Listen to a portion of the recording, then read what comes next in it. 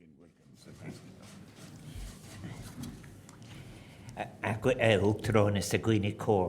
Dear President, it is really an honour and a pleasure for Sabina and I to be with you here today on the occasion of this state visit by President of Ireland to Cyprus. A visit which indeed returns your own visit, President Anastasiades and Mrs. Anastasiades, to Ireland in 2016. It is a visit which is very fondly remembered by all of those you met in 2016.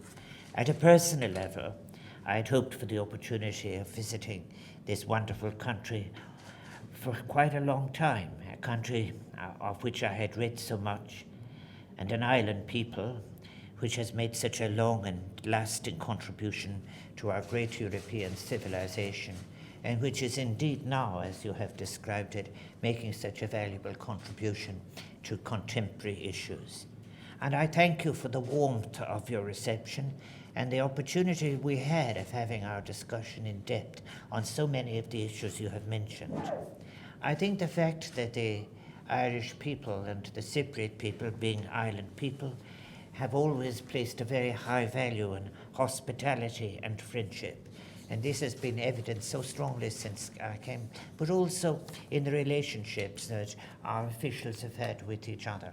I'm accompanied on this visit by Minister Charles Flanagan, who is in regular contact with his counterparts, as are indeed all our ministers. My visit provides an opportunity to reaffirm the strong historic friendship that exists between Ireland and Cyprus. As I've said, two island member states of the European Union with relatively small populations, at diagonal opposites of our diverse continent, and with a range of shared values, experiences, and prospects. And indeed, issues that we have in common, particularly those in which you are taking such a strong regional initiative in relation to climate change. It is not only in ancient but in contemporary times that we have in fact shared experiences. Like Ireland, Cyprus in recent times suffered a severe recession during the global financial crisis, and there is a sense of a special mutual solidarity that comes into being from such a shared experience as we reflect on what we experienced and how both of our countries have emerged from these economic difficulties.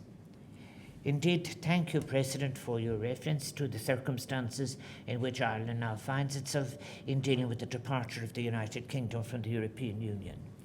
It has implications for both of our peoples, and we have been supportive of each other's specific national issues.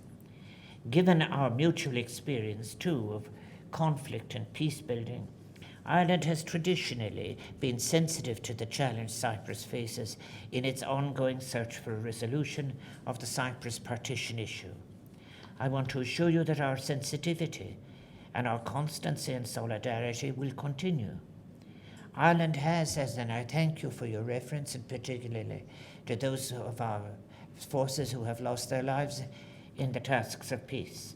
For Ireland has supported the United Nations peacekeeping efforts since almost every day since the first few years after we joined, and in Cyprus over many decades. It is something of which we're very proud. And as I have said, something else that is very important. Those who have returned to us bring us details and information about the people of Cyprus, bringing our peoples closer together. We understand very well in Ireland, too, how overcoming a legacy of conflict and division is a difficult and time-consuming process, one requiring great patience and dedication, but I assure you achievable with political will on all sides. The goodwill of others with an informed understanding in such endeavours is of immense value, and I am sure the role of the United Nations, for example, in your own case, remains central to the process of conflict resolution and achieving reconciliation. Knowing that Cyprus's tireless efforts in search of a settlement will continue, Mr. President, I want to assure you that Ireland will do whatever it can to be of assistance in such endeavours, in the hope for lasting peace and reconciliation on the island of Cyprus.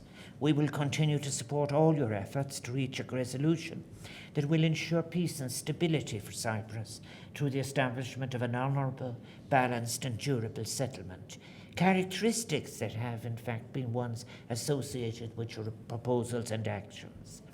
The Irish and Cypriot people too, of course, are both migratory people, seafaring nations, so it is no surprise that we're both forging maritime links, given our shared naval histories, with your own reaching back to the classical period. Tomorrow I will visit. I think that in that regard, it is just one example of the things we can do together, and I hope that there will be many bilateral connections with different institutions and agencies as a result of my visit. Tomorrow I will visit the Committee on Missing Persons in the United Nations buffer zone, which is helping families to recover, identify the remains of their loved ones who went missing during the intercommunal fighting of 63 to 64, and of course the events of 1974. Ireland, which has such a task, which continues, is happy to support the committee's work. It is such importance to the families of all those involved. And culture has always been very important to both of our peoples, and thus it is no surprise that a number of cultural events have been organised for my visit. Among these, I'm very much looking forward to visiting the ancient Kourion, that wonderful site, and of course also to the performance of poetry and music at the Cyprus Theatre Organisation in Nicosia tomorrow. I value the honour it is to have been invited to address the Cypriot House of Representatives on Wednesday, at which I will have the opportunity to speak of those shared bonds between two countries which exist but which are so full of promise, as well as the shared challenges we face together in tackling the multiple crises of our times, interacting crises of an ecological, economic and social kind. My visit provides the opportunity to celebrate the developing bilateral links, as I have just said, in the marine sector between our two islands, the opportunity it gives to promote Irish culture in Cyprus and to deepen Ireland's connections with the resident Irish community I very much value. Finally, mar focal Criach in Gaelic, to say in the end, may I reiterate that we meet today at a time, as you have said, President, of great challenges. In that context, it would be remiss of me not to express my deep concern again, as President of Ireland, at what is taking place in northern Syria and the unilateral intervention by Turkey in that region. The possibility of coercion or forced return of refugees is an appalling one and is totally unacceptable.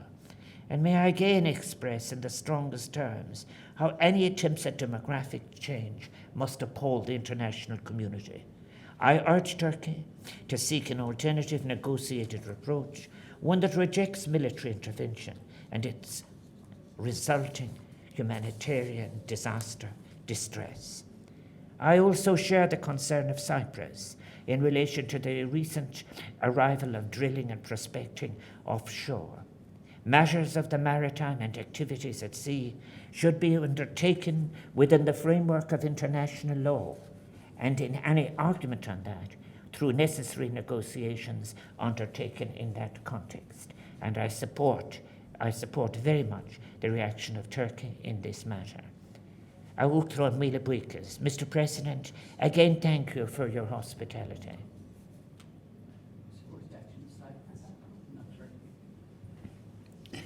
My wife has corrected me. The support, it was obvious that it was for Cyprus, you think? Thank you, Mark. You see how reliant on my Van Kayla.